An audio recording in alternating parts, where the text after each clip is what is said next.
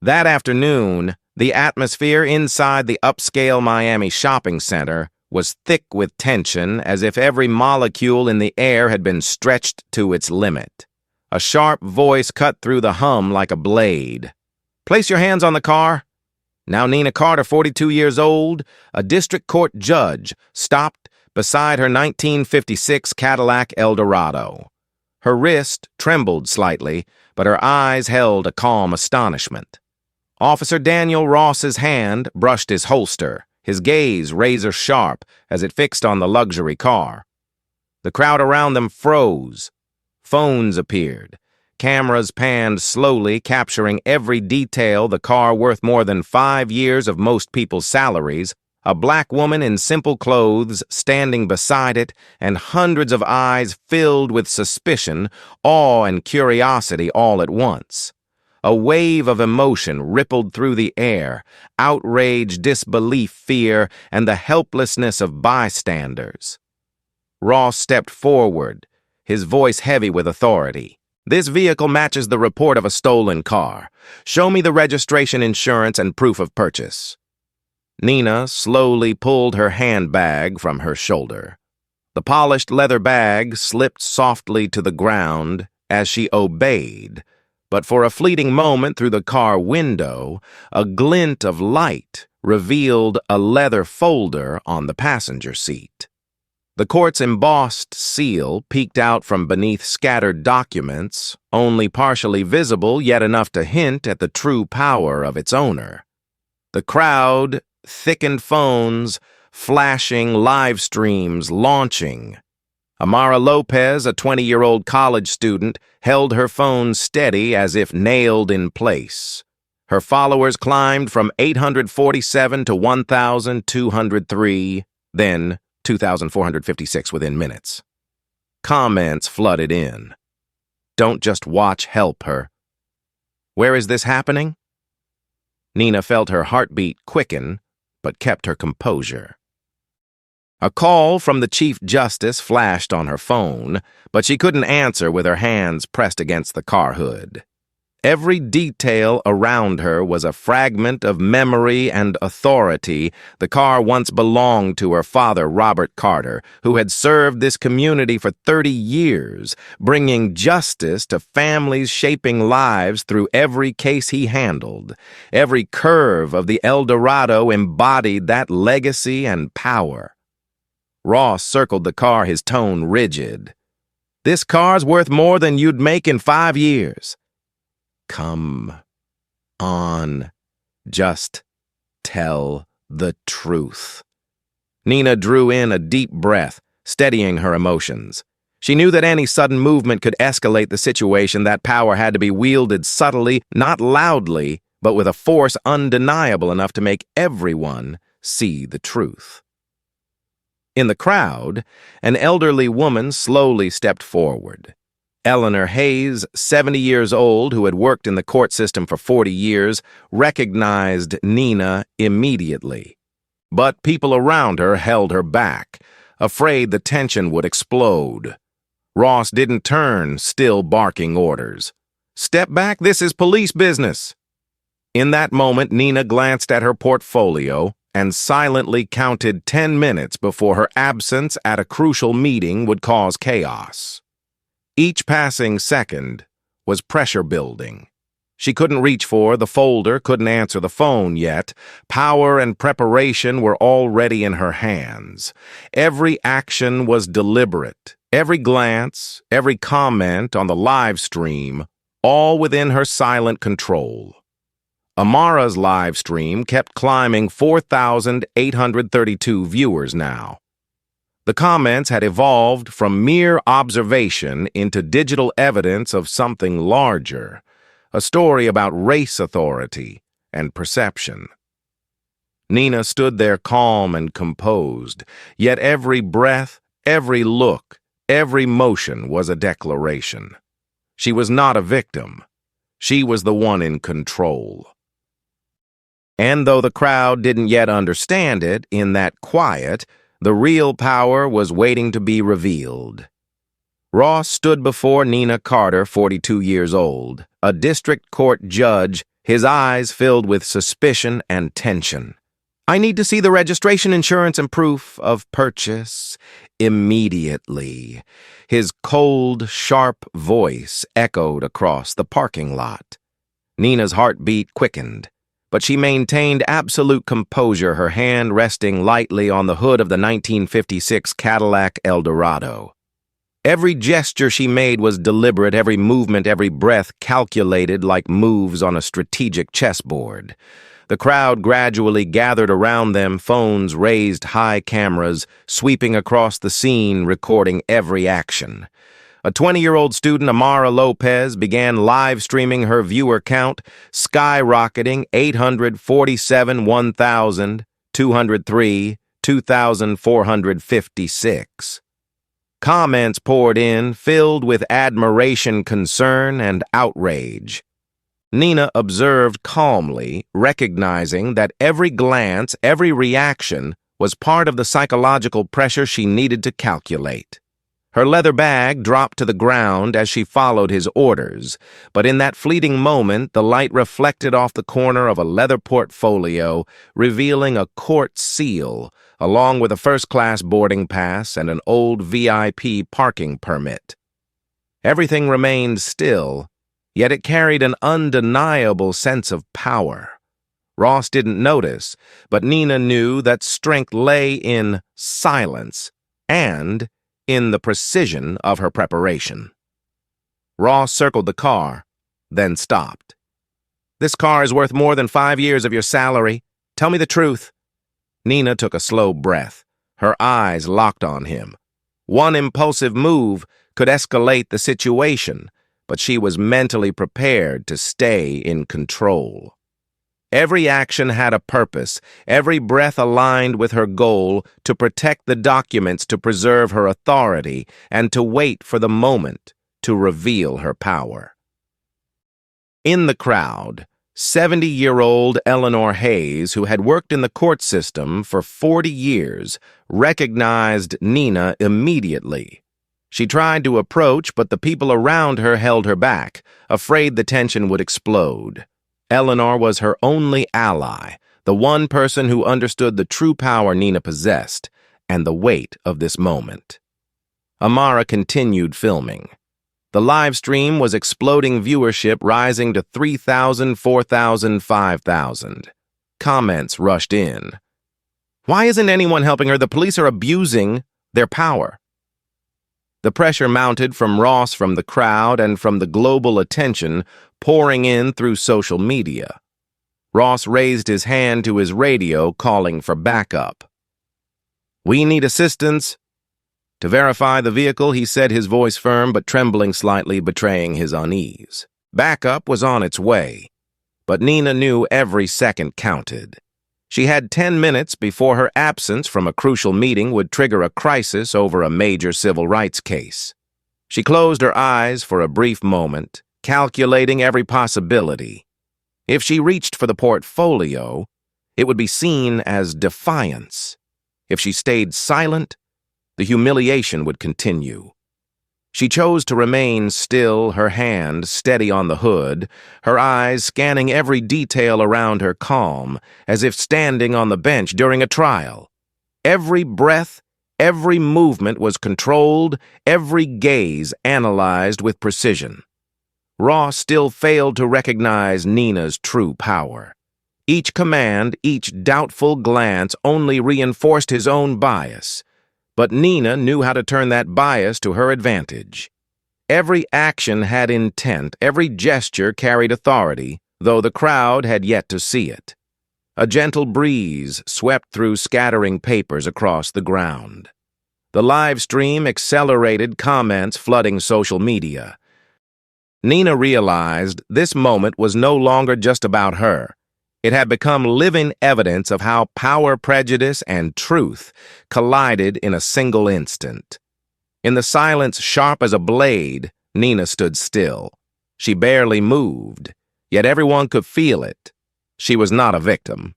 She was a judge, the one who held real authority and knew exactly how to use it. Every breath, every look, Every subtle step carried certainty, and she was ready for the coming climax where prejudice would be overturned and justice would be laid bare before the crowd. The sound of sirens split the thick tension in the air. 2 patrol cars sped into the parking lot of the Miami shopping center, red and blue lights flashing across hundreds of faces watching in suspense. The crowd parted, yet the cameras never stopped recording, capturing every movement in real time. Sergeant Robert Lane stepped out of the first vehicle. A seasoned officer with a cold, calculating gaze, he had always prided himself on staying in control until today. Before him stood a black woman, modestly dressed, her hand resting on the hood of a vintage Cadillac Eldorado, and beside her a young officer whose eyes betrayed uncertainty. Report Lane demanded curtly. Ross inhaled deeply. Vehicle matches the description of a stolen car. The suspect couldn't provide valid documents. She claims it belonged to her father. Lane turned toward the woman. Her eyes did not tremble. Her expression showed no anger, only a calm defiance. Something about her face stirred familiarity in him. He had seen her somewhere before. Officer Maya Torres emerged from the second car, setting up a temporary perimeter while trying to calm the swelling crowd. She could see the number of phones recording increasing rapidly, and live streams on social media were spinning out of control. "Maintain order," she said firmly. "Please stay behind the safety line." But just as the situation seemed to steady, a firm, elderly voice pierced through the air, shattering the fragile calm. "She's Judge Nina Carter." Every head turned toward the source of the voice. It was Eleanor Hayes, 70 years old, who had spent 40 years in the judicial system. She stepped forward, her expression resolute. "I know her. I worked with her father, Judge Charles Carter. That car belonged to him, passed down to his daughter. This is Judge Nina Carter of the Miami County Court." The air fell completely silent. Lane looked at Nina again. That face, it clicked. The landmark police reform trial last year, she had presided over it. He had been there, sitting among the witnesses. Torres leaned in and whispered, "Sir, the video's spreading fast." "Local news crews are here. There's a broadcast van outside." Lane realized the situation was unraveling fast. He approached Nina carefully. "Ma'am, if you are indeed Judge Carter, I'd ask that you present your judicial ID so we can verify and resolve this quickly." Nina didn't remove her hand from the car's hood. Her voice was calm, steady, and commanding. "I will, but according to proper procedure. I'll retrieve it from the portfolio in the back seat. You may observe every movement." Ross interjected, tense and defensive. "You can't reach for anything without authorization. We have the right to search if we suspect without a warrant. No one touches this vehicle." Nina replied firmly, locking eyes with him. "I invoke the Fourth Amendment of the Constitution." Torres looked to Lane. He gave a brief nod, then gestured. "Let her proceed." Nina turned, slowly opened the back door, and retrieved the leather portfolio resting neatly on the seat. The crowd collectively held its breath. Cameras zoomed in close. She opened the bag and pulled out an identification card. The court seal gleamed in the sunlight. "Judge Nina Carter, Miami County Superior Court." A murmur rippled through the crowd like a shockwave. The live stream exploded with thousands of comments. Ross's face went pale as he stumbled half a step back. Judge Carter, the woman he had just accused, interrogated, and nearly handcuffed, was a district court judge who had presided over cases involving his own department. Eleanor smiled in quiet triumph. Amara whispered into her phone camera, her voice trembling with excitement. "Everyone, she's really a judge. We're witnessing history." Lane tightened the strap of his hat, realizing the storm about to break wasn't aimed at Judge Carter. It was coming for the entire system he served. Sergeant Lane stood silent for several seconds before speaking, but his voice was drowned beneath the rising wave of outrage sweeping through the crowd. The onlookers were no longer mere spectators. They had become witnesses to a mistake, to a blatant and public injustice. Every whisper turned into a demand, echoing through the tense air. Someone must be held accountable for this. Ross clenched his fists, his eyes fixed on the judicial ID in Nina's hand, as if it were something alien. He couldn't believe it. Impossible. A woman like her, black, modestly dressed, standing alone, was a district court judge. His initial suspicion gave way to a paralyzing shock. The truth hit him hard, yet he clung to whatever authority he had left, desperately trying to keep control as it slipped through his fingers. "Ma'am, I was only following procedure." Ross stammered, his voice trembling. "Procedure!" Nina repeated, her tone low but sharp as a blade. "What kind of procedure allows an officer to draw conclusions of criminal behavior based solely on skin color?" No one answered. Torres lowered her gaze. Lane said nothing. Nina turned toward the crowd. Phones still hovered high, live streams continued to roll.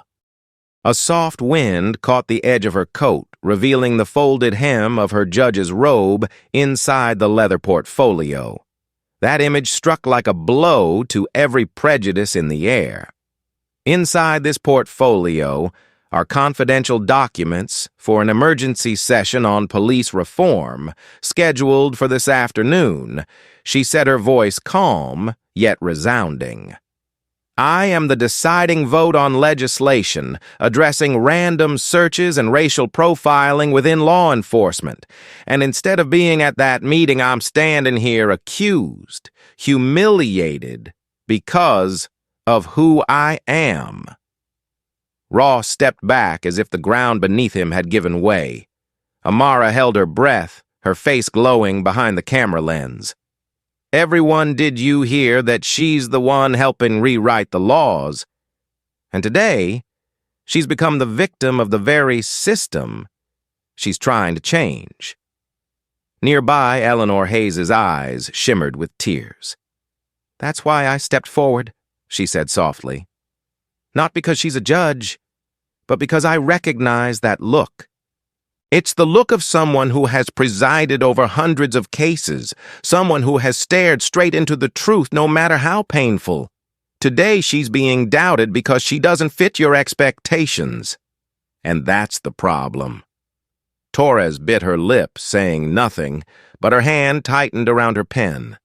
She was recording everything, every word, every reaction, every expression on her body camera. She knew she was witnessing something far beyond standard procedure, a moment that could shift an entire social consciousness. Lane took a step forward, his voice steady but heavy. "Judge Carter, I sincerely apologize for what you've just experienced.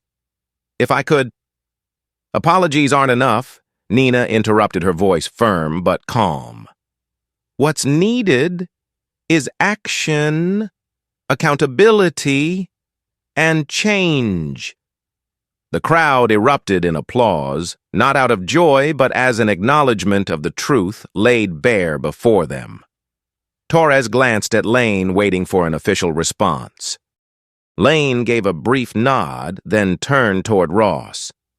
"We need to review how this situation was handled, immediately." Ross didn't respond. He simply lowered his head, feeling for the first time in his life the true weight of a wrongful judgment. Not just a legal mistake, but a failure of humanity. And Nina stood there without shouting, without accusation. Her gaze, calm yet piercing, said everything. They were the eyes of justice, not from behind the bench, but in the world beyond it, where justice is too often forgotten. In the silence between scattered applause and thousands of recording eyes, Ross stood frozen. The radio on his shoulder kept crackling with repeated signals, but he no longer heard anything. Everything seemed to dissolve in his mind, his career, his reputation. His faith in what he once believed was proper procedure. Sergeant Lane looked at Ross, then turned his gaze to Nina. He knew this incident had gone far beyond a simple misunderstanding. Every second of it would now be dissected by the media, the community, and the legal system itself.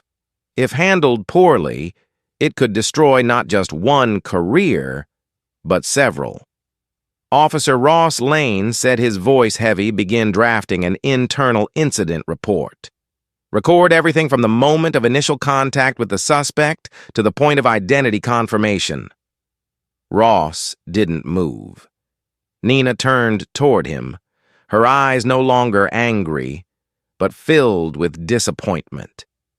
"You know," she said slowly, "I once presided over a case just like this. A police officer abused his authority because of a fleeting prejudice. But what truly cost him everything wasn't the mistake he made, it was his pride, his refusal to admit he was wrong." Ross gripped his belt, eyes reddening. He tried to speak, but couldn't. Every excuse now sounded hollow under the weight of the truth. At the edge of the crowd, the Channel 3 news van had already lowered its antenna. Reporter Marley Chen stood beside her cameraman, face tense with anticipation. "Roll. Keep it wide. Get the judge, the officers, and the crowd," she instructed. The camera swept across the scene just as Eleanor Hayes stepped forward to stand beside Nina. "Judge Carter," Eleanor said, her voice raspy but resolute. "I want to make it clear that I'm proud to have recognized you, but I'm even prouder to see you standing here not as a victim, but as the author of your own story." Nina nodded. "We can't stop people from judging us, but we can choose how we respond." Amara, still holding her phone steady for the live stream, whispered to herself, "That line's going viral on TikTok within an hour. She's different." Torres stepped away from the crowd control line and walked toward Sergeant Lane. "Sir, I recorded everything on my body camera. The footage is clear and continuous." Lane exhaled. "Good. Submit it to Internal Affairs by the end of the day. And maybe also to the District Attorney's office," Torres added quietly but loud enough for him to hear. Lane looked at her. In the young officer's eyes, he saw the conflict between loyalty and justice. He nodded. There was no turning back now.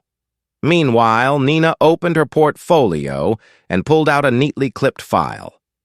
"These are the documents for the hearing I missed because of this incident. They concern police reform, and coincidentally, they include Officer Ross's record."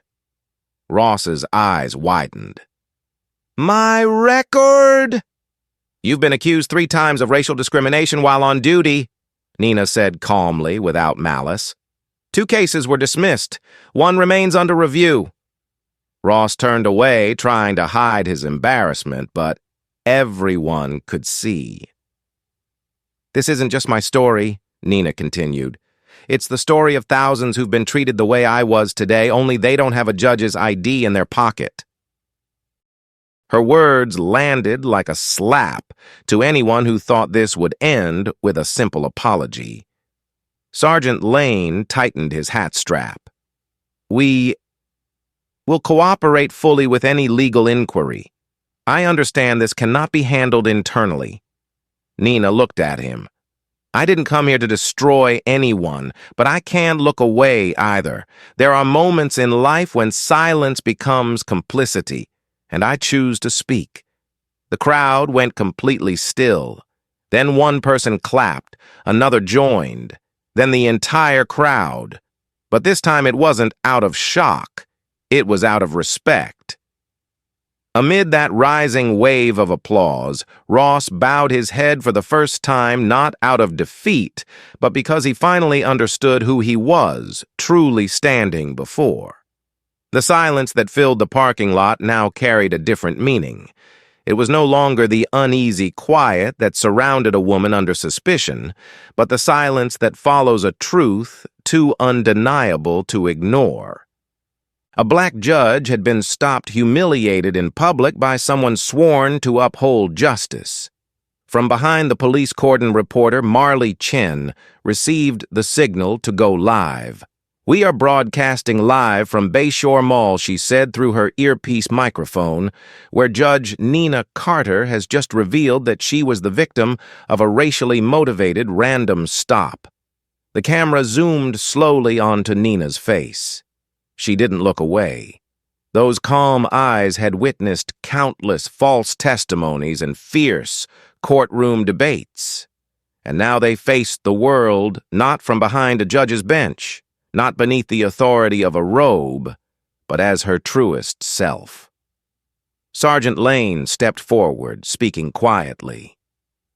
"Judge Carter, I need to ask you to come to headquarters to provide an official statement." Nina showed no surprise. "I understand," she said, "but I want my attorney present." Lane nodded. "Of course. Your rights will be fully respected." Meanwhile, Officer Torres slipped away toward the far side of the parking lot and opened her phone.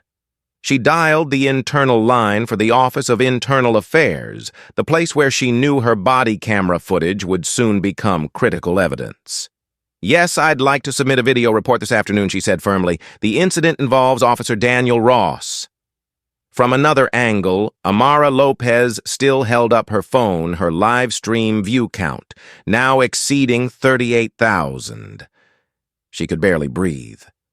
What had started as a simple traffic stop was no longer about one black woman being questioned. It had become a symbol.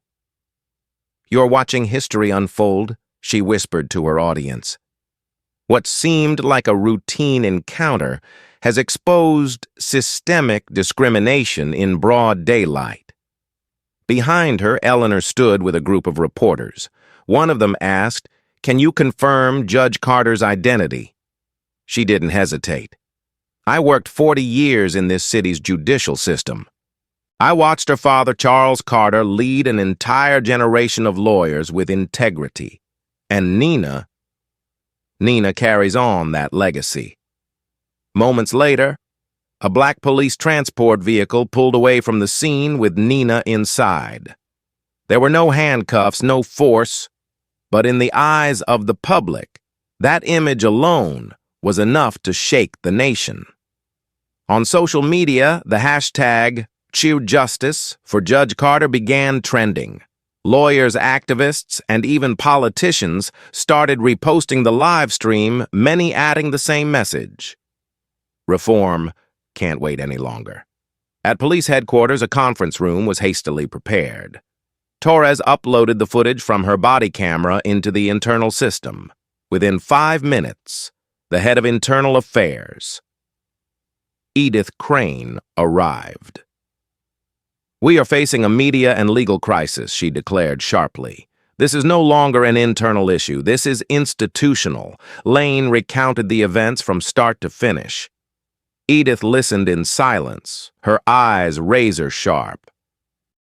When he finished, she said, "We need to hold a press conference today. We cannot let the media control this narrative." Torres stepped forward. "I recommend suspending Officer Ross temporarily to prevent a conflict of interest during the investigation." Lane looked at her then, at Edith. A single nod sealed the decision. Across the city, the phone of the Chief Justice of the Florida Supreme Court buzzed non-stop. Dozens of messages poured in from judges, politicians, and civil rights organizations. Everyone wanted to know, what would Judge Carter do next? Nina sat quietly in an interview room at police headquarters waiting for her attorney to arrive. She closed her eyes not to rest but to recall her father's words. "You won't erase prejudice with anger," he once told her, "but you can make it disappear with undeniable truth." She opened her eyes and looked straight ahead. The storm had only just begun. The late afternoon heat settled heavily over Miami at the end of July, but inside police headquarters, the air was cold as steel. The glass doors of the conference room were shut tight. Inside, Chief Inspector Edith Crane stood before a large screen, replaying the footage from Officer Torres's body camera. Every word, every gesture from Ross was slowed down like evidence before an invisible jury awaiting its verdict. "We are facing a crisis of public trust," Edith declared, her voice sharp as a blade. A district court judge, a woman holding a decisive vote on the police reform bill, was treated like a suspect in broad daylight in the middle of a shopping mall in front of thousands of witnesses. Torres stood behind her in silence, but deep inside, she knew one thing for certain. Life in law enforcement would never be the same again. Nina Carter wasn't just another woman. She had become the center of a reform movement the department had spent years avoiding. 6 blocks away, in a small law office, still lit long after hours, attorney Helena Morano sat at her desk. She was Nina's legal counsel, a former federal prosecutor turned defender of those betrayed by the very system she once served. "We're not filing a lawsuit against Ross, Helena," said, her eyes fixed on the stack of documents before her. "At least not yet." Nina nodded. "I don't want revenge. I want change." Helena studied her closely. In Nina's eyes, there was no anger, only a quiet, unshakable resolve, the kind forged by decades of living under the weight of prejudice. "So where do we start?" Helena asked. "We start with the truth," Nina replied. "I want to release the internal oversight report, the one they've kept buried for years. The data on traffic, stopped civil complaints, payouts for misconduct. I want the world to see that what happened to me is only the visible tip of a much deeper problem." That evening, as every major news channel in Florida aired updates about the Carter incident, an emergency meeting was convened at the state Supreme Court. Chief Justice Floyd Berringer, who had often clashed with Nina in past rulings, sat at the head of the table. "She should have been present for today's vote," an elderly judge said. "She was unlawfully detained," another countered. "We can't turn a blind eye to this." The argument grew heated until the central screen lit up, showing the footage of Ross demanding to search Nina's car without a warrant. Silence fell. "Judge Carter is a key member of the Police Reform Committee," a young female judge finally said. "This incident is proof that reform isn't just necessary, it's urgent." Berringer remained silent, then quietly gestured to his aide. "Get in touch with Judge Carter. I want a private meeting." The next morning, the state's biggest newspapers ran the same headline, "When Justice Becomes the Victim." The front-page photo captured the moment Nina held up her judicial ID before the crowd, her calm expression a striking contrast to Ross's pale, shaken face beside her. In a small cafe in Little Havana, a group of law students discussed the event animatedly. One of them, a young Haitian student named Marcus, said loudly, "If she sues the city, they'll pay a price. But if she goes further, if she turns this into a turning point for reform, then the whole country will have to change." That same line, Amara Lopez was typing into her live stream caption. She had been invited as a guest on a national evening talk show. The conversation had shifted. It was no longer about what happened. It was now about, where do we go from here? When Nina Carter walked into the closed-door meeting at the state chief justice's office, no one looked at her as a victim anymore. There were no pitying glances, no trace of doubt. Only a heavy silence, the kind that comes when people realize they are standing before a mountain, not a passing breeze. Chief Justice Floyd Berringer rose to greet her. "Thank you for coming," he said, trying to maintain composure. "We need your counsel on the legal response and the direction of internal reform." "No need to thank me," Nina replied, taking her seat and setting her portfolio on the table. "I'm not here because I was humiliated. I'm here for the thousands of others who don't have cameras, judicial IDs, or anyone to speak for them." The room fell completely silent. Those who had once kept their distance from her because of her bold views on reform, because of rulings that challenged the police force, were now listening intently. Every gaze that once held resistance now held reliance. "The first step," Nina said, pulling out a file, "is to release statewide traffic stop data by race, age, and district. Transparency is the foundation of reform." An older judge shook his head. "The police unions will fight this fiercely. And if we don't act, we'll lose the public's trust," she answered without hesitation. "Once trust is gone, it cannot be restored with closed-door meetings." At that same moment, in the office of Chief Inspector Edith Crane, an emergency meeting with the Public Ethics Committee was underway. Crane presented the evidence, the body camera footage, Ross's statement, and the live stream reports. "We recommend a temporary suspension of Officer Ross," she stated. "But that's not enough. The department must issue a public statement, commit to reviewing its training protocols, and initiate a full internal investigation." One committee member asked, "Is there a risk that Judge Carter will file a lawsuit?" "Not impossible," Crane replied. "But the greater danger is allowing the public to believe that the law only protects those with power." The words hung in the air, heavy with truth. In a television studio across town, Amara Lopez sat under the studio lights, her young face calm but sharp with conviction. "You were the first to live stream the entire event," the host asked. "Why do you think this story has resonated so strongly?" Amara took a breath. "Because it's no longer just one person's story. Anyone could be Nina Carter if they didn't have a camera, a title, or a voice. And if even a judge can be treated like that, what chance does an ordinary person have?" The studio went silent. The screen behind them replayed the moment Ross reached for his handcuffs, and the look in Nina's eyes, then so calm, it hurt to watch. Not far away, inside Miami City Hall, the phone call from the state governor had just ended. The entire city administration was on high alert.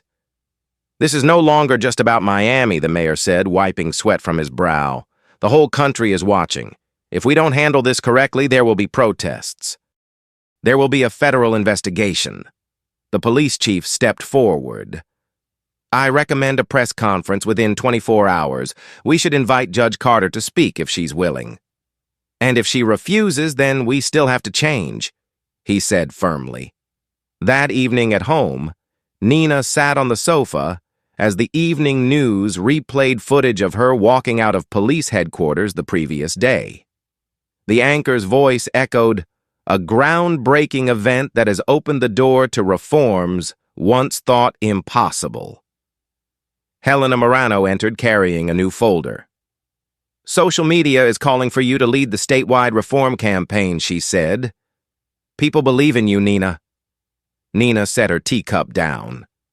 "I don't want to be a symbol." "No one ever does," Helena replied.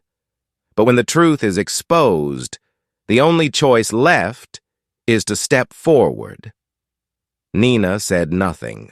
Her eyes drifted to the framed photograph on the wall, her father, Judge Charles Carter, his expression stern, his eyes filled with expectation. She understood. She was no longer standing on the sidelines of the fight. She had stepped into its very center, where every word, every decision could reshape the law and redefine the meaning of justice itself.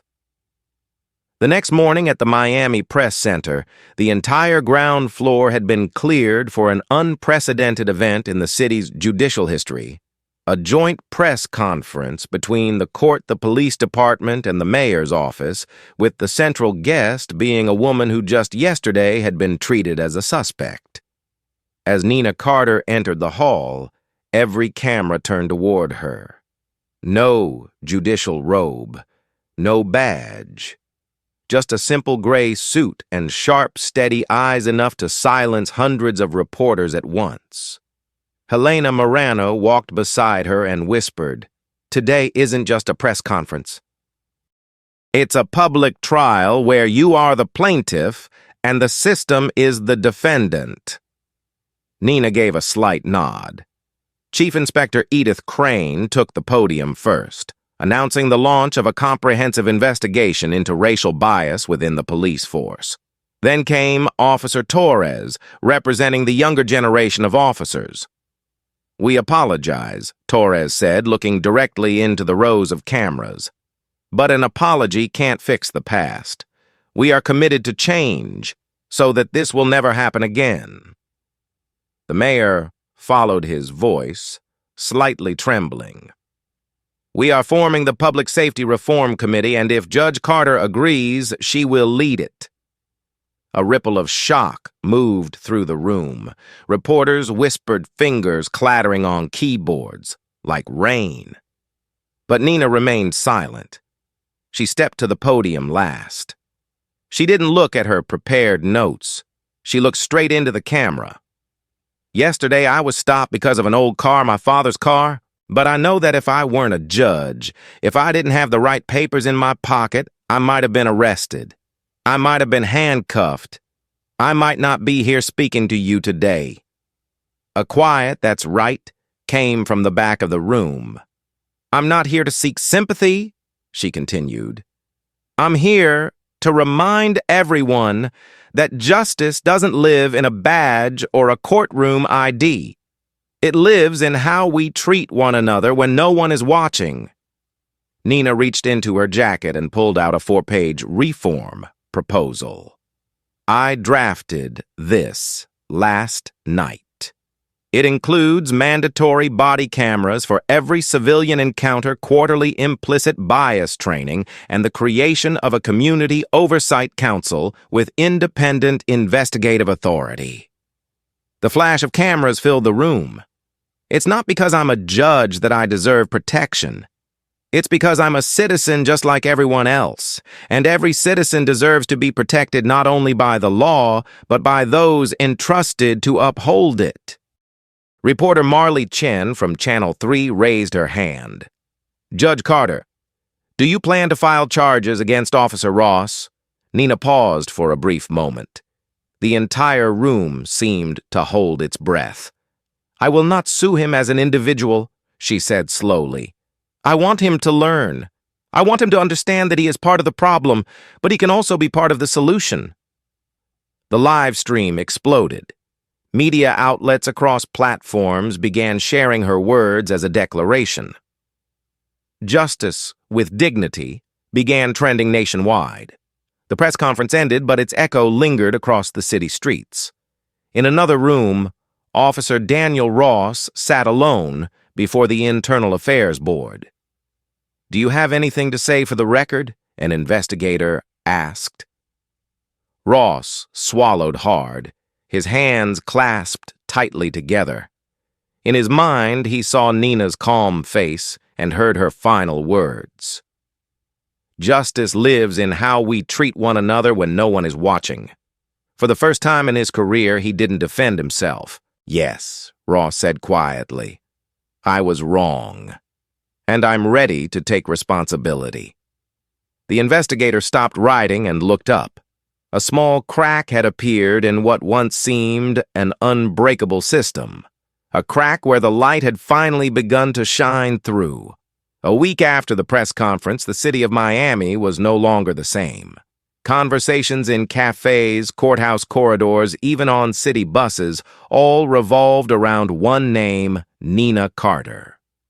The photo of her holding up her reform proposal at the podium had become an icon, printed on T-shirts, plastered on billboards covering brick walls across the black neighborhoods of Liberty City.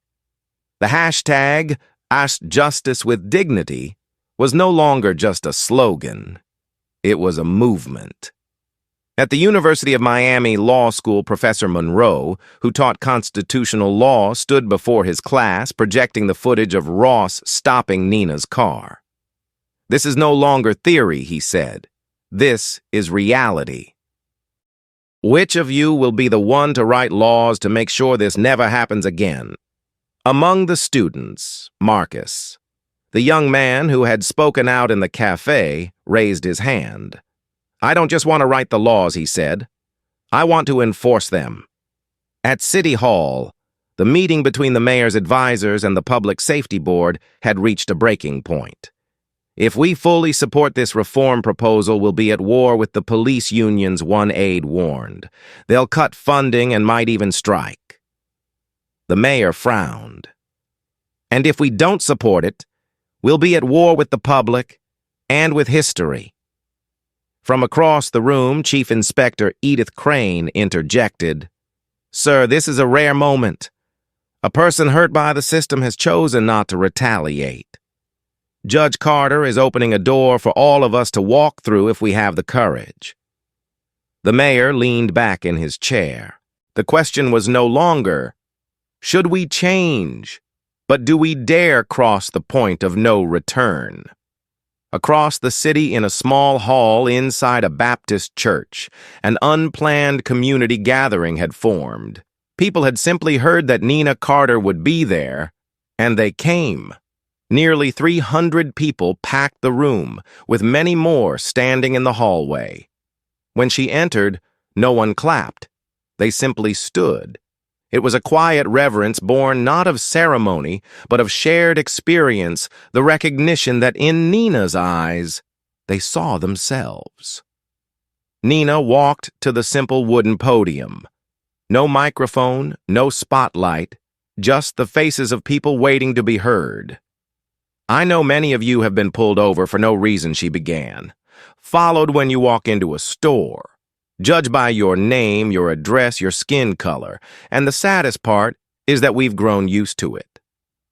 An elderly woman rose to speak. "My grandson is 16, she said. "He asked me, 'Grandma, if I'm arrested by mistake like Judge Carter, who will believe me?' I didn't know what to tell him." Nina stood silent for a few seconds, then stepped down from the podium and approached her. "We must build a system where your grandson never has to ask that question," she said softly. "And to do that, I need everyone here. Not just to support, but to act." A young man stood. "I'll register for the Community Oversight Council," he said. Another followed. "I'll teach school kids about their civil rights." The hall came alive, not with cheers, but with quiet commitment. A movement was taking shape, not from slogans, but from conviction. Late that night back home, Nina turned on the TV. A news segment reported the police union's response. They rejected what they called externally imposed reforms and were considering suing the city for defamation of the profession. Helena Morano sat beside her pouring more tea. "You knew they wouldn't let this go easily," she said. "I did," Nina replied. "But if an entire system is this angry at one person for telling the truth, then maybe we've finally hit the nerve." She looked out the window. Beyond the glass, the city lights still glowed like watchful eyes in the dark. No one had promised the fight would be easy, but one thing was certain: it had already begun. 10 o'clock in the morning, Miami City Hall erupted in chaos after an unexpected announcement from the city police union. In a hastily arranged press conference, the union president, Wallace Brent, made his declaration clear. "We demand the immediate suspension of Judge Carter's entire reform plan. These measures are not based on practical understanding, but are designed to humiliate and restrain the police. If the city insists on proceeding, we will launch a full-scale strike." His final words hit like thunder, shattering the fragile calm that had begun to settle over the city. Television crews swarmed to broadcast the story. Some anchors called it a public showdown between justice and law enforcement power. Legal analysts voiced their concern that if the police force withdrew, the city could descend into chaos. In her office, Nina Carter watched Brent's statement replay on screen. Her eyes never left the monitor, her face unmoved, but her fingers unconsciously tightened around the pen in her hand. Helena Morano entered, setting a stack of files on the desk. "They're showing their cards, Nina. They don't just want to protect the old system. They want to scare you." Nina nodded slightly. "I know." Helena sat across from her. "You have two paths. One, take a step back, revise your proposal, and ease the tension. Two, move forward. Confront them head-on and accept the consequences, both political and personal." Nina turned toward the window. On the building across the street hung a massive banner reading, "We stand with Judge Carter." Beneath it was her image, not in a judge's robe, but in that moment she embraced the elderly woman at the church. "I can't step back," Nina said softly. "Not because I'm stubborn, but because too many people can't speak for themselves. If I retreat, their voices will be silenced forever." That afternoon, the city council convened an emergency session. Every seat was filled.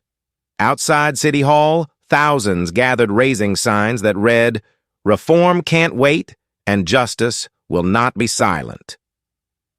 A group of young officers dressed in plain clothes stood quietly at the edge of the square. They carried no signs, shouted no slogans, but their eyes said everything. They didn't want to fight against the people, they wanted change from within. Inside the council chamber, after 3 hours of heated debate, the council president stood. "We are in agreement to approve Judge Carter's proposal. However, this means we face the risk of a police strike and potential backlash from the entire force." A young councilman rose. "Colleagues, let me remind you, if we're too afraid to act because we fear those who carry weapons will be angry, then we don't deserve to sit here. Justice cannot be a prisoner of force." Applause broke out. The tension in the room shifted into resolve. At last, the motion passed, 6 votes in favor, 3 against. That evening, Nina received an anonymous letter. No name, no signature, just a single piece of paper with one chilling message.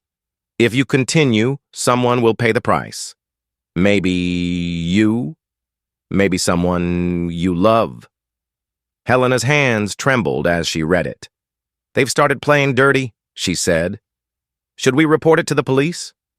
Nina went quiet. For the first time since this ordeal began, hesitation flickered across her face. Then she picked up the letter, slipped it into the case file, and her resolve returned. "If I let fear silence me," she said calmly, "then I never deserved to be a judge in the first place." Outside, Miami was alive with its usual noise cars, voices, loudspeakers, but beneath the chaos, a quiet transformation was spreading. Reform does not begin with laws alone. It begins with one person who dares to stand firm when the entire system rises in anger. 1 month after that decisive meeting, the city of Miami stepped into a new era. Beneath the blazing August sun, the inauguration ceremony for the Commission on Public Safety and Community Justice was held solemnly inside City Hall. Hundreds of citizens, lawyers, police officers, journalists, and students gathered not to witness a grand celebration, but to see a promise fulfilled. Nina Carter stepped up to the podium amid a long, thunderous applause. For the first time since being detained in that parking lot, she wore her judge's robe again, But today, the robe was no longer just a symbol of authority. It was proof of the strength born from courage. A month ago, she began.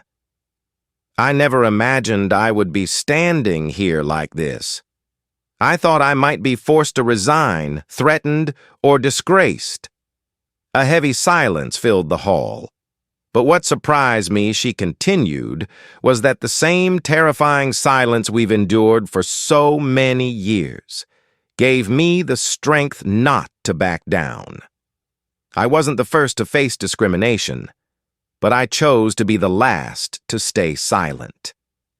She pulled a photograph from her file, the image of her father, Judge Charles Carter, standing on the courthouse steps in 1986, with a handwritten note that read, "Justice means nothing unless it reaches everyone." I've carried this photo in my wallet for more than 20 years, she said, and today I share it with all of you as a reminder. Each of us has the power to redefine justice, not through authority, but through kindness and resolve. Below, Helena Morano quietly wiped away tears. Officer Torres clasped her hands together. Marcus, a third-year law student, whispered, "This will be the first lesson I bring into my classroom." From that day forward, the reform measures went into effect. Body cameras became mandatory for all civilian interactions. Implicit bias training was required. Every quarter, an independent oversight council with investigative authority was established, and transparent reporting by race, region, and age was implemented. Most importantly, the community was no longer an observer. They had become participants. In Liberty City, groups of young people began hosting small workshops, teaching high school students about their civil rights. At the University of Miami School of Law, a new program called Community Justice Practicum, inspired by Nina Carter's case, became part of the official curriculum.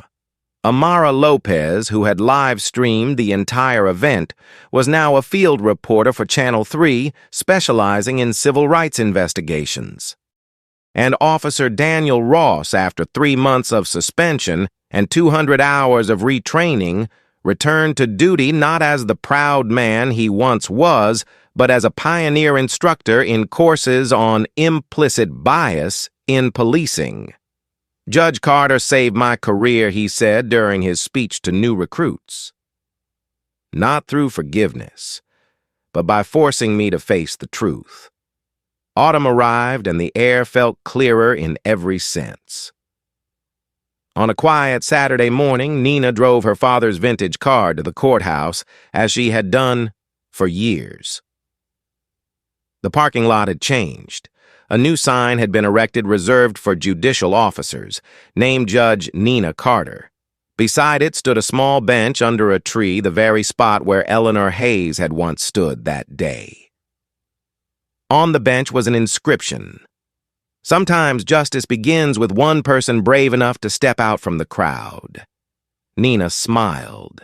She knew the journey was far from over. Discrimination does not vanish overnight. Reform is never complete, but there are moments that shift the course of an entire city, and she had lived through one of those moments. She walked into the courthouse, head held high. She didn't need to speak. Her presence alone was a declaration. My friend, if you've reached the end of this story, take a moment to reflect. Have you ever witnessed injustice? Have you ever been judged for how you look? And more importantly, when faced with injustice, will you stay silent or speak up? Share your thoughts in the comments below. Like and subscribe.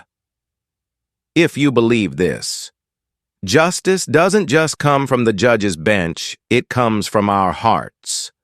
Because when we dare to stand up, the whole system has no choice but to listen.